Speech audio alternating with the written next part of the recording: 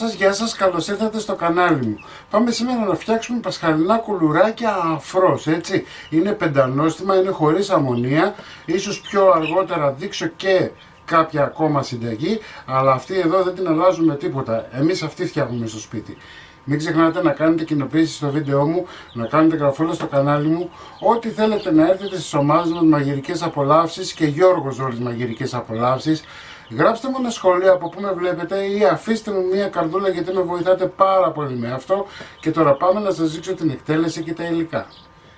Σε αυτή τη συνταγή μπορείτε να χτυπήσετε το βούτυρο με τη ζάχαρη, αλλά μπορείτε να χτυπήσετε και τα αυγά με την ζάχαρη. Εγώ θα το κάνω με τα αυγά γιατί είναι μεγαλύτερη ποσότητα σε βάρος. Έτσι, 4 αυγά λοιπόν στον μπολ μου. 1,5 κούπα ζάχαρη, 320 γραμμάρια και θα χτυπήσω με ένα μιξεράκι χειρός. Τη συνταγή θα σας την δώσω και σε κούπες και σε γραμμάρια. Όλα τα υλικά μας πρέπει να είναι σε θερμοκρασία δωματίου, εντάξει. Εγώ προτιμώ να χτυπήσω τα αυγά με τη ζάχαρη γιατί σπάει και η μυρωδιά η δυνατή του αυγού. Ωραία. Θα πάρουμε το ξύσμα από ένα πορτοκάλι.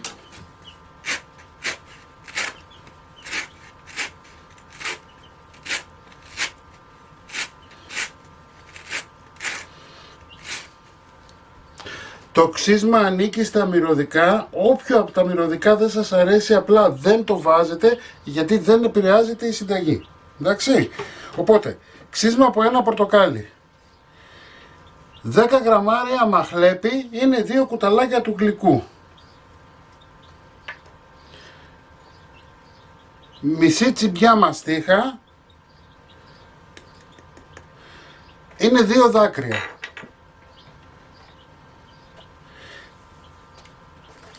3 βανίλιες.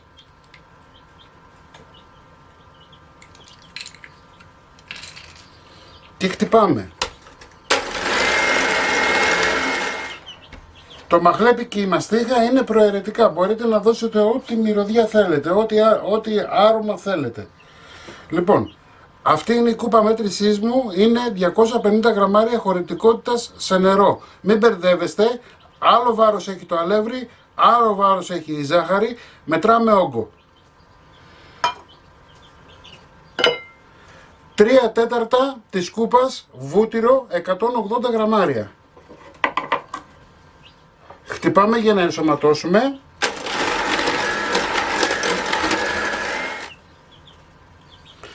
...325 γραμμάρια χλιαρό γάλα είναι μια... Ενσωματώνουμε σιγά σιγά.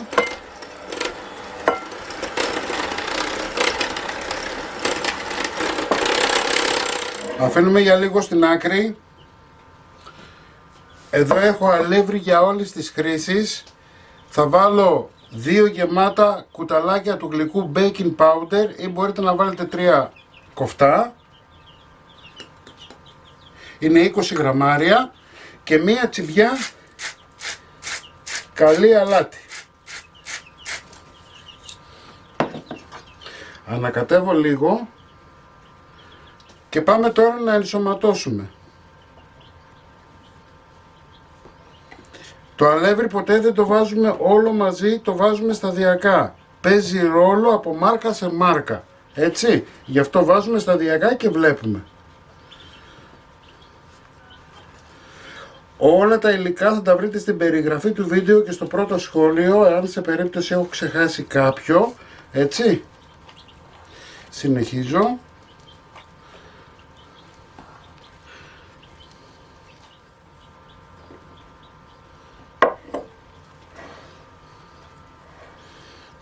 Είτε φοράτε γάντια είτε όχι, για να τσεκάρετε τη ζύμη αν θα σας κολλάει ή όχι θα πρέπει να καθαρίσετε τα γάντια σας ή τα χέρια σας.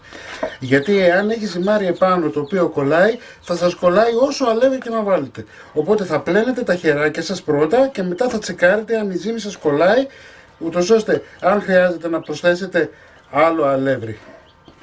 Βλέπετε έχουμε μία ζύμη η οποία δεν κολλάει στα χέρια. Λοιπόν, αφήνετε τη ζύμη να ξεκουραστεί για ένα δεκάλεπτο και συνεχίζουμε. Αφού ξεκουράστηκε η ζύμη μου, έτσι, καλό είναι να την ξεκουράσετε στο ψυγείο, γιατί δεν θέλουμε να έχουμε μία σφιχτή ζύμη, έτσι. Θέλουμε να έχουμε μία ζύμη η οποία θα είναι μαλακιά, αλλά όταν την βάλετε στο ψυγείο θα σας σφίξει λιγάκι λόγω του βούτυρου που έχει. Μπορείτε να φτιάξετε ό,τι σχέδιο θέλετε, έτσι. Εγώ θα τα κάνω σχεδόν ίδια, μ' αρέσει να έχω ίδια σχέδια. Και επειδή ξέχασα το αλεύρι, να σας το πω, είναι 1200 γραμμάρια, 8 κούπες. Έτσι, η κάθε κούπα αλεύρι είναι 150 γραμμάρια. Τα κομματάκια που έχω κόψει είναι των 30 γραμμαρίων.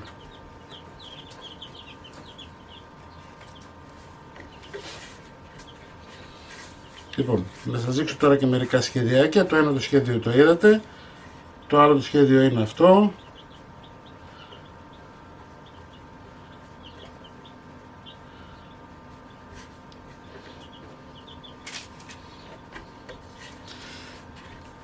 Είναι οι βαρκούλες.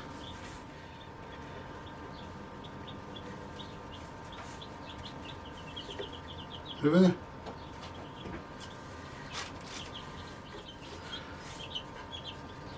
Είναι η κοτσιδούλα.